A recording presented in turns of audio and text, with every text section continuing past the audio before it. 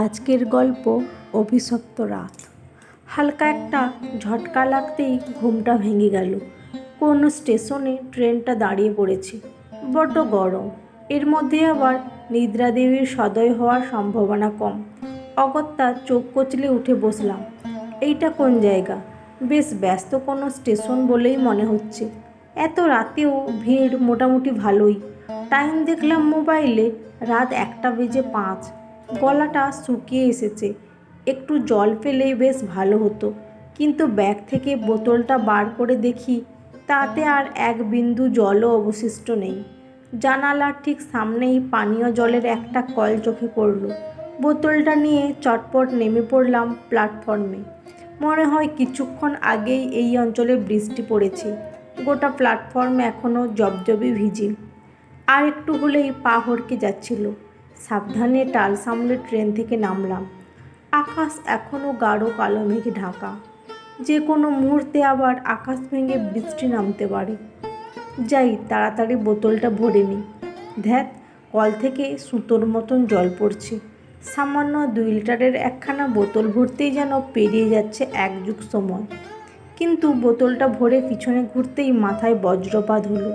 ট্রেনটা স্টেশন ছেড়ে একটু একটু করে এগোতে শুরু করেছে। এক হাতে কোনো মতে বোতলটা সামলে দৌড় দিলাম ট্রেনের দিকে। তবে বাঁধ সাধল বৃষ্টি স্নাত প্ল্যাটফর্ম। তাড়াতাড়ি ছুটতে গিয়ে পাটা গেল পিছলে। অতগুলো লোকের সামনে 2-3টে ডিগবাজি খেয়ে মাটিতে মুখ থুবড়ে পড়লাম। মাথা তুলে দেখি ট্রেনের শেষ বগির লাল আলোটা আমাকে ভেঙচি কেটে ক্রমশ রাতের অন্ধকারে মিলিয়ে যাচ্ছে। এ তো ভারী আত্মান্তরে পড়া গেল। ট্রেনে আমার সমস্ত লাগেজ পড়ে আছে। কি করি এখন? একবার স্টেশন মাস্টারের সঙ্গে কথা বলে দেখব। উফ, যত সব উটকো আপদগুলো দেখছি আমারই কপালে এসে জোটে। তবে আসল ধাক্কাটা মনে হয় এখনও খাওয়া বাকি ছিল। হাত পা ঝেড়ে উঠে দাঁড়াতেই বাকরুদ্ধ হয়ে গেলাম। এইটা আমি কোথায় দাঁড়িয়ে আছি? কিছুক্ষণ আগেই তো যথেষ্ট লোকজন ছিল। কোথায় গেল তারা সবাই? প্ল্যাটফর্মের এপার থেকে ওপার সম্পূর্ণ জনমানব শূন্য। আমি একাই দাঁড়িয়ে এখানে ভূতের মতন। এতগুলো লোক সব কর্পূরের মতন উবে গেল নাকি? এছাড়াও আমার একটা জিনিস স্পষ্ট মনে আছে, স্টেশনে প্রায় 5-6টা প্ল্যাটফর্ম ছিল। এখন শুধুমাত্র 2টো, একটা আপলাইন আর একটা ডাউন। স্টেশন চত্বরে ঝলমলের টিউব বাল্বগুলো উধাও। এখন তার জায়গায় টিমটিম করে জ্বলছে ল্যাম্পপোস্টে টাঙানো কেরোসিনের বাতি। তাতে কাজের কাজ তো কিছুই হচ্ছে না, উল্টে সৃষ্টি হচ্ছে এক অদ্ভুতরে হলুদ আলোর আঁধারে। এক নিমেষে আকাশের মেঘও সরে গেছে। এই আকাশ একদম পরিষ্কার। সেখানে আবার সুন্দর এক ফালি নীল চাঁদও উঠেছে। অমন উজ্জ্বল চাঁদ আমি জীবনে কোনোদিন দেখিনি।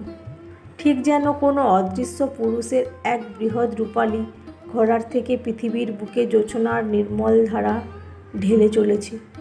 সেই গলিত জ্যোৎস্না আকাশ হতে ঝরে পড়ছে আমার গায়ে। শীতল চাঁদিনী ভিজিয়ে দিচ্ছে আমার সর্বাঙ্গ। ধপ করে একটা পাথরের বেঞ্চিতে শরীরটা এলিয়ে দিলাম। কি হলো ব্যাপারটা? মাটিতে পড়ে গিয়ে মাথায় চোট পেলাম বুঝি?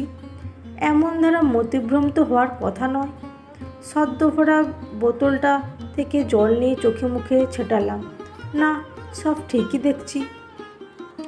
আমার চোখের সামনেই অন্ধকারাচ্ছন্ন 2 নম্বর প্ল্যাটফর্মে একাকী পড়ে আছে। মোবাইল বের করে আরেকবার সময়টা দেখলাম, 1:05। স্ট্রেঞ্জ, এতক্ষণ ধরে প্ল্যাটফর্মে দাঁড়িয়ে আছি, অথচ সময়টা 1 মিনিটও এগোয়নি। ফোনটাও বিগড়ালো নাকি? নেটওয়ার্ক তো একদমই শূন্য। কোন কুক্ষণে যে বোনের বিয়েতে যোগ দেওয়ার জন্য বেরিয়েছিলাম। পকেট থেকে সিগারেটের প্যাকেটটা বের করে একটা সিগারেট ধরলাম। কয়েকটা লম্বা টান দিতেই মাথাটা কিঞ্চিৎ হালকা বোধ হলো। বেঞ্চে মাথা হেলিয়ে নিজের পরবর্তী পদক্ষেপ কী হবে সেইটা নিয়ে চিন্তা ভাবনা করছিলাম। ঠিক তখনই ট্রেনের হর্নে চমক ভাঙল। কেমন অদ্ভুত সেই হর্নের ধ্বনি, ঠিক যেন শীষ দেওয়ার মতন এক তীক্ষ্ণ আওয়াজ। দূরই দূরে ইঞ্জিনের আলো দেখতে পাচ্ছি। কাছে এলো ট্রেনটা, একটা মালগাড়ি, কিন্তু ইঞ্জিনটা কীরকম? ডিজেল বা ইলেকট্রিক ইঞ্জিন নয়, এইটা তো সেই আদ্যিকালের স্টিম লোকোমোটিভ। এই রুটে যে আজও স্টিম ইঞ্জিন চলে তা তো জানতাম না। এক রাশ কুচকুচে কালো ধোঁয়া এবং কয়লার মিহি গুঁড়ো ছড়িয়ে আমাকে পিছনে ফেলে এগিয়ে গেল ইঞ্জিনটা। মিনিট 5 দাঁড়িয়ে কয়লা বোঝাই করা মালগাড়িটা আবার ঘটাং ঘটাং শব্দ তুলে স্টেশন থেকে বিদায় নিল। এভাবে নিশ্চেষ্ট হয়ে বসে থাকলে চলবে না, একবার স্টেশন মাস্টারের সাথে কথা বলতেই হবে। মনে হচ্ছে সবই অচেনা, যেন কালচক্রের কোনো গুপ্ত চোরাপথ ধরে আমি এসে পড়েছি 70-80 বছর আগেকার সময়। বেঞ্চি ছেড়ে উঠতে যাব, তখনই প্ল্যাটফর্মের অপর প্রান্ত থেকে একটা ক্ষীণ সবুজ আলো চোখে পড়ল। রেলের পোশাক পরা দুজন লোক হাতে সিগন্যাল বাতি দুলিয়ে আমার দিকেই হেঁটে আসছে। একজন বেশ লম্বা ফর্সা, আরেকজন কিছুটা বেঁটে রোগা।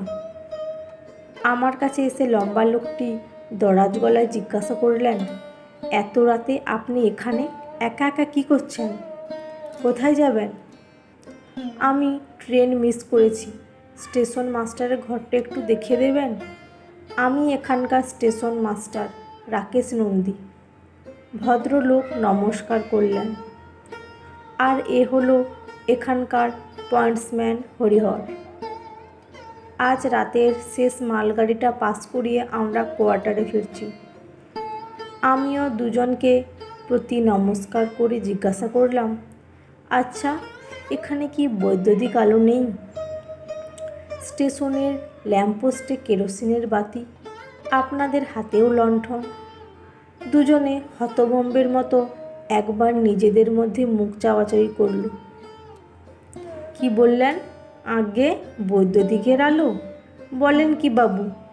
খানিকক্ষণ চুপ করে থেকে পয়েন্টসম্যান হরিহর নিচু গলায় বলল, বৃষ্টি পড়লে আকাশে বিদ্যুৎ চমকায় বলে জানতাম, কিন্তু মেঘের বিদ্যুৎ দিয়ে লণ্ঠন জ্বালানো যায় এমন পাগলের প্রলাপ তো কস্মিনকালেও শুনিনি।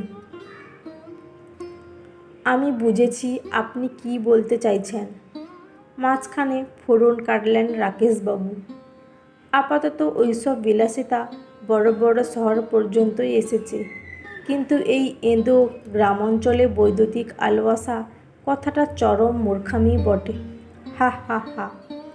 নিজেকে একধারে পাগল আর মূর্খ বললে কার আর মাথার ঠিক থাকে? আমারও গা পিত্তি জ্বলে উঠল। তবে এক মুহূর্তে আমি পড়েছি মহা ফাঁপড়ে। এমন দুর্যোগে এই দুজনই আমার কাছে আসার একমাত্র কিরণ। এদের চটালে চলবে না, তার চেয়ে বরং আলোর প্রসঙ্গ বাদ দিয়েই শ্রেয়। রাকেশবাবু, জায়গাটার কি নাম? স্টেশন মাস্টার দূরে আঙুল দেখালেন। প্ল্যাটফর্মের এক প্রান্তে লোহার এক ক্ষয়িষ্ণু হলুদ বোর্ড, তাতে ঘষা ঘষা কালো হরফে স্টেশনের নাম লেখা। কেরোসিন বাতি আর জোছনার মিশ্রিত আলোয় অতি কষ্টে পাঠ করলাম নামটা, বকুলডাঙ্গা হল্ট। তা মশাইয়ের কোথায় যাওয়া হচ্ছিল শুনি? রাকেশবাবু আবার প্রশ্ন ছুড়লেন। আরও কি একটা বলেছিলেন না? ট্রেন মিস করেছেন না কি যেন? হ্যাঁ, আমি যাচ্ছিলাম হাওড়া আমার বোনের বিয়ে অ্যাটেন্ড করার জন্য। বোতলে জল ভরতে নেমেছিলাম এখানে, কিন্তু দুর্ভাগ্যবশত গাড়িটা ছেড়ে দেয়। আমার অনেক লাগেজ ওই ট্রেনে রয়ে গেছে। দেখুন না যদি সেগুলি কোনোভাবে উদ্ধার করা যায়। প্রৌঢ় স্টেশন মাস্টার খানিকক্ষণ মাথা নিচু করে কি একটা ভাবলেন। দেখুন, এত রাতে তো আমার পক্ষে কিছু করা সম্ভব নয়। কাল সকালে এসে আমি না হয় টক্কার মাধ্যমে হাওড়া স্টেশন মাস্টারকে একখানা টেলিগ্রাম পাঠিয়ে দেবক্ষণ। দেখি আপনার সব মালপত্রগুলো রিকভার করা যায় কিনা। টেলিগ্রাম কেন? আপনাদের কাছে মোবাইল নেই বুঝি? একবার ওনাকে মোবাইলে সব কিছু জানিয়ে দিলেই তো হয়। মোবাইল? সেইটা আবার কি? মোবাইল মানে মোবাইল, আরে মোবাইল ফোন। দুজনে আবার বেশ কিংকর্তব্যবিমূঢ়। চোখে আমার দিকে তাকালো। মশাই কি নেশা টেশা করেন নাকি? না মানে, দূর তোর, আমাকে দেখে কি আপনাদের নেশাখোর মনে হয় নাকি? একটা সমস্যায় পড়েছি, কোথায় আপনি সেটার নিঃসরণ করবেন তা না। বুঝেছি, চিন্তা নেই, আজ রাতটা আপনি আমার ঘরেই কাটিয়ে দেন। ওখানে গ্যাংম্যান রঙ্গিয়া আছে, ভারী মজার মানুষ। ভোরের আলো ফুটতে আর বড়জোর 3-4 ঘন্টা বাকি। এইটুকু সময় দিব্যি রঙ্গিয়ার সঙ্গে গল্প করে কাটিয়ে দিন। তারপর সকালে আমি এসে কিছু একটা ব্যবস্থা করছি। প্ল্যাটফর্মে মুখ থুবড়ে পড়ে যাওয়ার পর চোখের সামনে সমস্ত দৃশ্য এক লহমায় পাল্টে গেছে। এই কথাটা আর স্টেশন মাস্টারের কাছে ভাঙলাম না। বৈদ্যুতিক আলো আর মোবাইল ফোনের কথা শুনে এরা আমার মানসিক ভারসাম্য সম্পর্কে ইতিমধ্যেই যথেষ্ট সন্দিহান হয়ে পড়েছে। এরপর এইসব গালগপ্প শুনলে এরা দুজন মিলে নির্ঘাত আমাকে কোনো রাঁচিগামী ট্রেনে তুলে দেবে। আরে কি হলো মশাই, কি এত আকাশ কুসুম ভাবছেন? আসুন আমার সঙ্গে, রাতটা আমার ঘরেই কাটাবেন। টালি দেওয়া ছিমছাম ছোট্ট ঘর, কোনায় একজন লোক আপাদমস্তক চাদর মুড়ি দিয়ে বসে আছে। কুলুঙ্গির ওপর মিটমিট করে জ্বলতে থাকা কুপির আলোয় মুখটা স্পষ্ট বোঝা যাচ্ছে না। রঙ্গিয়া, রাকেশবাবু ওকে উদ্দেশ্য করে হাঁক পারলেন। बाबू साहेब आज रात यहाँ ही रुकेंगे, इनका ध्यान रखना। চাদর মুড়ি দেওয়া লোকটা ইতিবাচক মাথা নাড়ল। রাকেশবাবু আর হরিহর বিদায় নিলেন। আমিও ঘরের একপাশে রাখা কাঠের প্যাটরার ওপর বেশ গুছিয়ে বসলাম। বাবু কি কোনো ঝামেলায় পড়েছেন? রঙ্গিয়ার গলাটা শুনে বুকটা ছ্যাঁত করে উঠল। এমন কর্কশ স্বর জীবনে কখনো শুনিনি, যেন আস্ত একখানা স্টিম ইঞ্জিন গলায় পুড়ে রেখেছে। বললেন না তো বাবু, কোনো ঝামেলা হয়েছে কি? খানিক ইতস্তত করে ওকে সমস্ত থেকে খুলে বললাম। কিছুক্ষণ চুপ করে থেকে রঙ্গিয়া বলল, আপনি চিন্তা করবেন না, স্টেশন বাবু বহুত কামকা আদমি আছে, কিছু একটা উপায় জরুর বের করবেন। কথায় কথায় জানলাম রঙ্গিয়ার ভিটে বিহারের পূর্ণিমা জেলায়। পেটের দায়ে 20 বছর পূর্বে এসেছিল এই বঙ্গদেশে। স্ত্রী এবং 3 ছেলে মেয়ে আজও পূর্ণিয়াতেই থাকে। বছরে একবার করে রঙ্গিয়া নিজের গ্রামে যায়। এছাড়া ওর সারাটা বছর কাটে এই ছোট্ট হলটেই। ছোট্ট স্টেশনের স্টাফ খুবই কম, গ্যাংম্যানের কাজও যথেষ্ট দায়িত্বপূর্ণ, তাই বেশি কামাই করা চলে না। রাকেশবাবু ঠিকই বলেছিলেন। কণ্ঠস্বর ভয়াবহ হলেও লোকটা কিন্তু সত্যি ভারী মজার। এতদিনে হিন্দি মেশানো ভাঙাচোরা বাংলা বলতেও শিখে গেছে রঙ্গিয়া। আপাত দৃষ্টিতে রঙ্গিয়াকে দেখে মোটামুটি বিশ্বাসী বলেই মনে হলো। আসল কথাগুলো একে কি একবার বলে দেখব, তারপর যা থাকে কপালে। আচ্ছা রঙ্গিয়া, একখানা কথা তোমাকে বলতে চাই, কথা দাও স্টেশন বাবু বা হরিহর বাবুকে সেই কথা বলবে না? কোন সা বাত বাবু? সব কিছু খুলে বললাম। পা পিছলে পড়ে যাওয়ার পর থেকে যা যা ঘটেছে সব। রঙ্গিয়া নীরবে পুরোটা শুনল। অন্ধকারে মুখটা পরিষ্কার ঠাওর না হলেও কুপিবাতির ম্লান আলোয় বুঝলাম লোকটা ঠোঁট বেঁকিয়ে অল্প হাসল। ইয়ে বকুলডাঙ্গা হল্ট হ্যাঁ বাবু, ইহা এমন আরও বহুত জিনিস দেখতে পাবেন। দেখছেন না, রাতে এই রঙ্গিয়া মাহাতো ছাড়া স্টেশনে এক ভি আদমি নেই, এক ভিখারি তক নেই। সাদেই কি স্টেশনবাবু আর হরিহর রাতের আখড়ি মালগাড়ি পার করিয়ে এখান থেকে চম্পট দেয়? এই সময় ইহা কুত্তা বিল্লিও ঘোরে না, ইনসান তো দূর কি বাত। কেন? আমি ঢোক গিললাম। কোনো ভয় টয় আছে নাকি? ভয়? হ্যাঁ, ভয়ই বলতে পারেন। পাহিলে এইটা একটা আম স্টেশনের মতোই ছিল, কিন্তু একটা দুর্ঘটনার পর থেকে এই স্টেশনে সব কুছ বদলে যায় বাবু, সব কুছ। কীরকম দুর্ঘটনা? 5 साल पहले का घटना। यहाँ से थोड़ा दूर पे क्रॉसिंग আছে। উহা রেল লাইনে কিছু একটা গড়বড়ি হয়েছিল। তখনকার স্টেশনবাবু একজন গ্যাংম্যান और একজন পয়েন্টসম্যানকে নিয়ে সেইটা ঠিক করাতে গেছিল। সব কাজ ঠিকঠাক করে ও তিনों লোক লাইনের ধার দিয়ে पैदल স্টেশনে ফিরছিল, কিন্তু এক জায়গায় এসে ও তিনों আচানক রেলে কাটা পড়ে যায়। ওদের কাটা পড়াটাও বহুত আজীব ছিল বাবু। যারা সামনে সে দুর্ঘটনা দেখেছিল তারা বলেছে যে ও তিনों লাইনের অনেক দূর দিয়েই হাঁটছিল, লেকিন কোনো শয়তানি শক্তি যেন তিনোকে ধাক্কা মেরে লাইনের ওপর ফেলে দিয়েছিল। उल्टो दिख दिए আসছিল डाउन मेल। बस एक ही झटके में तीनों का खेल खत्म। उस घटना के बाद यहाँ रात के समय बहुत कुछ देखते पावा যায়। এতক্ষণে আমি রীতিমতো ঘামতে শুরু করেছি। কি বলছে রঙ্গিয়া? আগেই ঝামেলার অন্ত ছিল না, এখন আবার ভূতের দৌরাত্ম্য? আপনিও ওদের দেখেছেন বাবু, শুধু চিনতে পারেন নাই। ও লোক কিসি কা নুকসান করে না বাবু, শুধু নিজেদের অস্তিত্ব বুঝিয়ে দেয়। দেখা পেয়েছি কিন্তু চিনতে পারিনি মানে? বলো কি হে রঙ্গিয়া, কাদের কথা বলছো তুমি? ওরা কারা? ওরা কারা? নিঃশব্দে হাসলো গ্যাংম্যান রঙ্গিয়া। ওরা হলো রাকেশবাবু, হরিহর আর রঙ্গিয়া মাহাতো। এক ঝলক ঠান্ডা বাতাসে রঙ্গিয়ার গা থেকে চাদরটা খুলে পড়ল। কুপিবাতির নির্বাণমুগ্ন শিখার স্বল্প আলোয় পরিষ্কার দেখলাম আমার সামনে দাঁড়িয়ে আছে এক ভয়ঙ্কর প্রেত মূর্তি।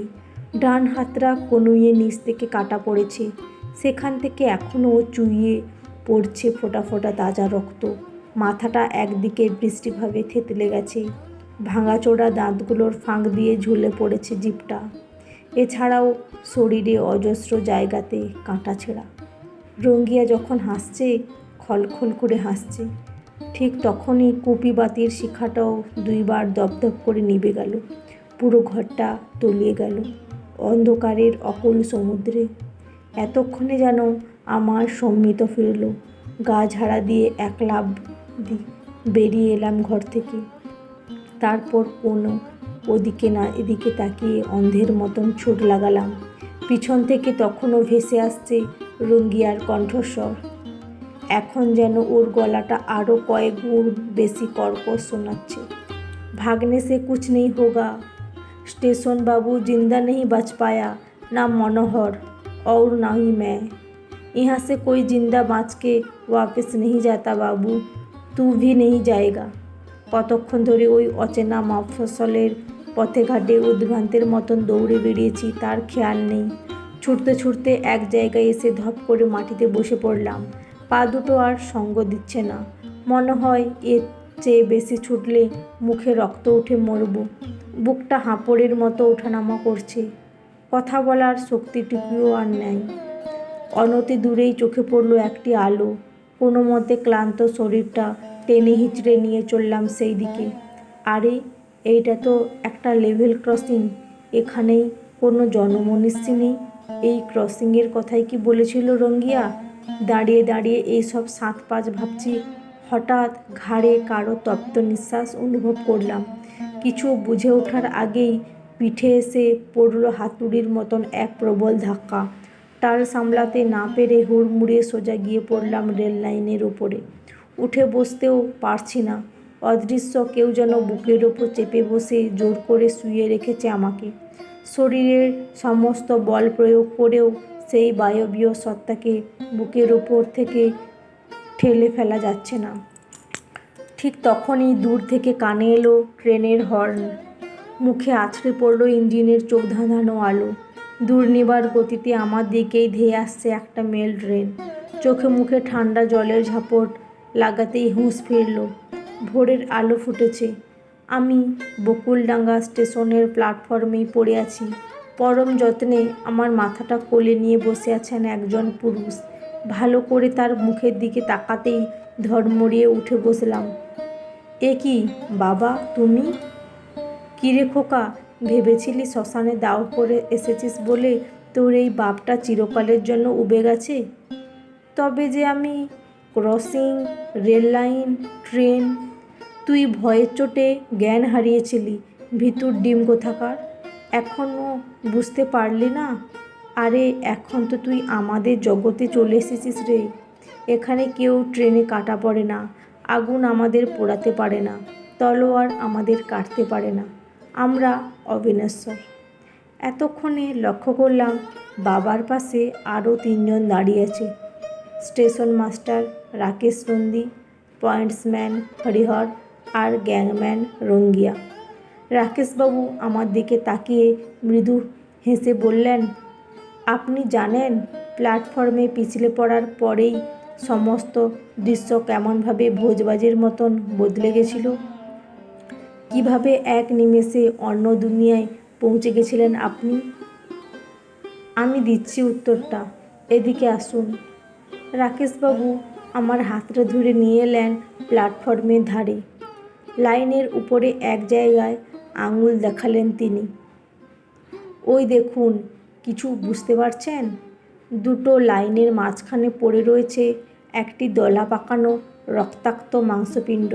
ট্রেনের চাকার তলায় পৃষ্ঠ হয়ে এমনই অবস্থা হয়েছে। লাশটা এখনও শনাক্ত করাই মুশকিল। তবে লাশের রক্তমাখা ডান হাতের মধ্যমায় জ্বলজ্বল করা হীরের আংটিটা দেখে আমার আর বুঝতে বাকি রইল না এই মৃতদেহটা আসলে কার। এবার একটু একটু করে সবটা স্বপ্নের ঘোরের মতন মনে পড়ছে। প্ল্যাটফর্মে নেমে কল থেকে বোতল ভরছিলাম। ততক্ষণে ট্রেনটা ছেড়ে দিয়েছিল। দৌড়ে বগিতে উঠতে গেছিলাম, কিন্তু ভেজা প্ল্যাটফর্মে পা হড়কে সোজা গিয়ে পড়েছিলাম ট্রেনের তলায়।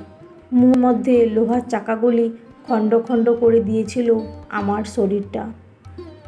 Welcome to our universe my son. বাবা আমাকে বুকে জড়িয়ে ধরলেন। আমাদের এই সমান্তরাল জগতে তোকে আমাদের স্বাগত জানাই। তো বন্ধুরা, আজকের গল্পটি কেমন লাগলো? যদি ভালো লেগে থাকে অবশ্যই একটি লাইক দিয়ে চ্যানেলটা সাবস্ক্রাইব করে পাশে থাকবেন। অসংখ্য ধন্যবাদ।